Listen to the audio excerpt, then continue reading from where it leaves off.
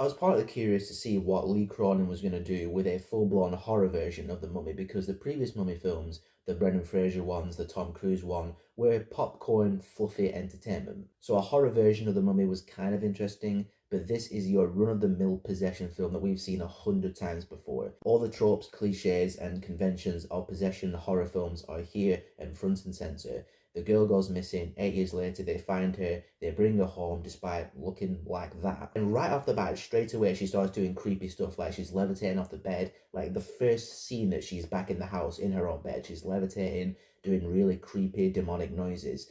And the mum is brushing it off because it's her daughter. I'm going to take care of her. And the dad's in the basement looking at all the photographs, trying to piece together what went on. And he does that classic thing where he takes off the glasses and does the, sigh of frustration and not knowing what to do. He goes to consult an expert. The religious grandma's there with the crucifix trying to pray for the daughter while she's in bed doing the, all the demonic breathing and stuff like that.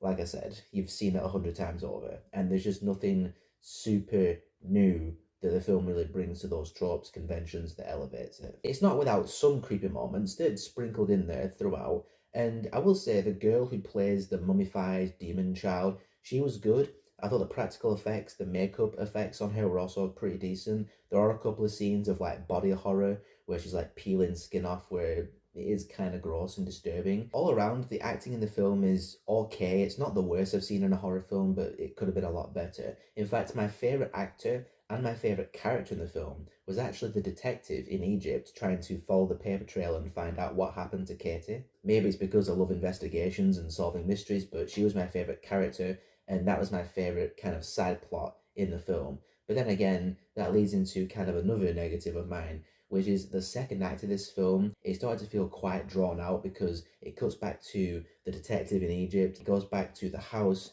with the demonified girl, and then the dad's investigating on his own. The mum's trying to look after the demon girl, and the brother and the other little sisters trying to sort things out as well. It was starting to feel a bit long in the tooth and quite boring, honestly. About half an hour before this film ended, I thought about walking out because I was just not into the film at all. I was not being scared, I was not interested, I didn't care about the characters, blah blah blah. So I thought I might leave early, get home early.